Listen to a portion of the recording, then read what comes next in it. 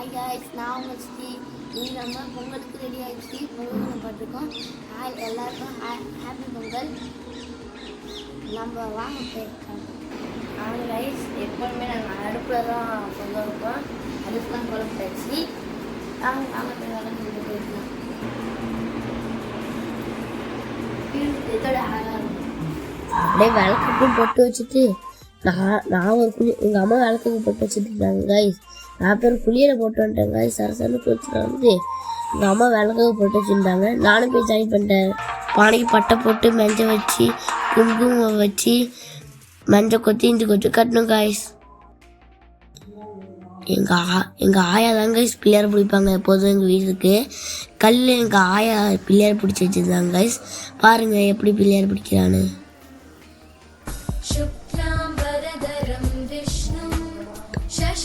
பொட்டு குங்குமம்னா வைக்குவாங்க கைஸ். அந்த பிள்ளையார் இப்போ பொட்டு குங்குமம் காய வைக்கிறாங்க. அருகம்புல்லும் துங்க புல்லும் பிள்ளையாருக்கு வைப்போம் கைஸ். அடுத்து சரசர நான் போய் இதுக்கு அந்த எல்லாம் எங்கள் அம்மாவுக்கு ஹெல்ப் பண்ணுறதுக்காக எல்லா பொருளையும் எடுத்து வந்து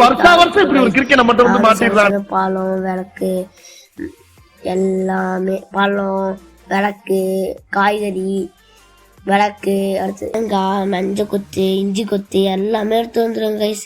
நம்மளுக்கு வந்து இந்த வேலை முடிஞ்சாச்சு.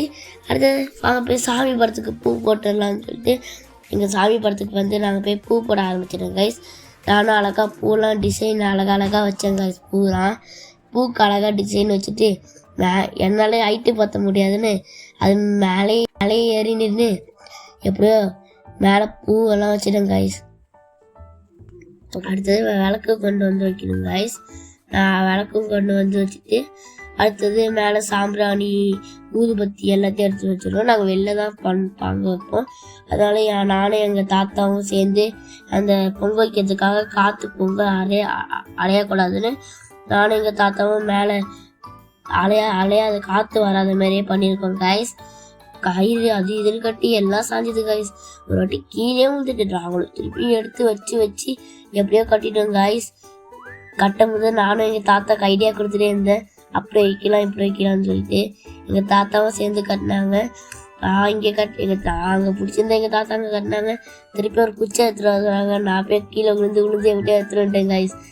அந்த குச்சி கரும்பு வைக்கணும்னு சொல்லிட்டு அந்த குச்சியை வச்சோம் கைஸ்.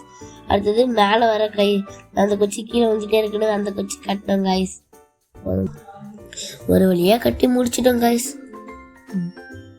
சாமி படத்துக்கு அழகாக கரும்புலாம் கட்டி அழகாக சாமி படத்தை டெக்கரேட் பண்ணி விளக்குக்கெல்லாம் பாவாடை கட்டி பழம்லாம் வச்சு வெத்தலை பாக்கெல்லாம் வச்சு நாங்கள் சாமி படத்துக்கு வெளில வந்துட்டோம் கைஸ். படைக்க போகலாம். எங்கள் தாத்தா தான் எப்போதுமே எங்கள் வீட்டுக்கு படைப்பாங்க வயசு மூத்தவங்களான்னு.